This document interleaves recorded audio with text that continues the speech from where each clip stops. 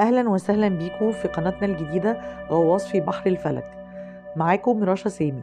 المرة اللي فاتت اتكلمنا بشكل عام عن الخريطة الفلكية، واتكلمنا إنها بتتحدد بساعة الميلاد، وإني لازم أكون على علم بساعة ميلادي علشان أطلع خريطتي الفلكية اللي هي تمثل الهوية الشخصية للسمات العريضة للشخصية في كل المجالات. طيب، أهم حاجة علشان أقدر أعرف بيها تفاصيل خريطتي الفلكية اللي هي المفتاح الكي بتاعتنا، مش برجنا الأصلي، لأن برجنا الأصلي سهل جدا يتعرف، لأن بتاريخ ميلادنا من وقت الشمس كانت فين، فبرج الحمل، برج الحوت، برج الجوزاء كده.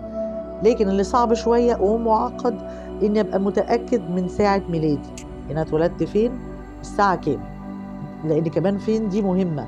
في فرق توقيت، في بلاد بيبقى فيه فرق توقيت وبيكون مثلا توقيت صيفي، فلازم نزود 3 ساعات عن جرينتش، مش زي ما نبقى ساعتين، فبتفرق.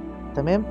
فبرضو لازم ابقى عارف انا اتولدت فين، يعني في بلد ايه، انا اتولدت في مصر ولا كنت في اهلي ساعتها في اعاره في بلد خليجيه مثلا. الموضوع ده مهم. طيب، لو عرفت ساعه الميلاد ايه اللي هيتحدد؟ برج الصاعد، اللي هو موضوع حلقتنا النهارده.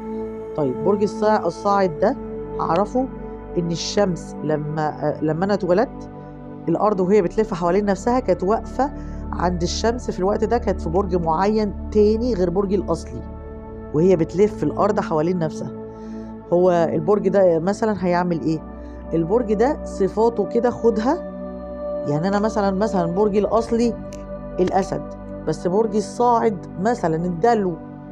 صفات الدلو دي هتبقى جزء كبير جدا في شخصيتي، 40% مثلا من شخصيتي دلو، لان هو دي الطريقه اصلا اللي هتعامل بيها مع الناس.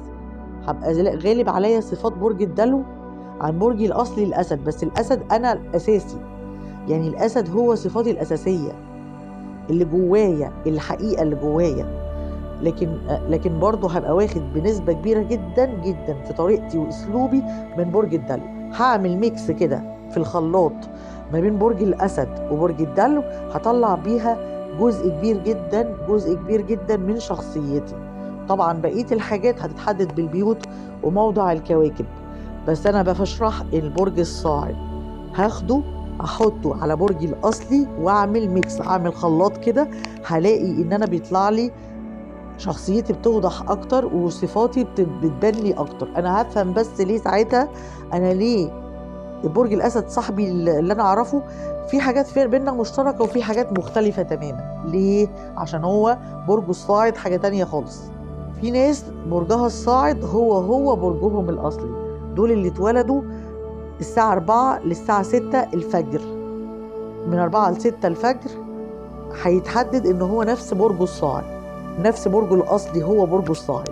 في الحاله دي مش هيلاقي صعوبه، هيلاقي نفسه صفاته اسد، حمل حمل، حوت حوت، جوزاء جوزاء، يعني هو واخد الصفات قوي بتاعت البرج، هتلاقوه شبه البرج قوي. ده واخد صفات البرج بالشكل ده عشان هو اتولد في الوقت اللي الشمس فيه بتطلع، اللي هي الفجر، فترة الفجر لغاية الشروق. تمام. ففي الحالة دي خلاص هو في برجه الأصلي.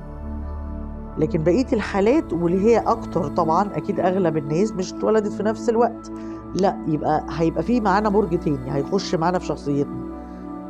المرة الجاية هشرح لكم برضو أكتر إن حاجة اسمها بيقال عنها الغرب برضو في بعض الحالات، علماء الفلك بيقولوا حاجة اسمها برجك القمري، احسب برجك القمري.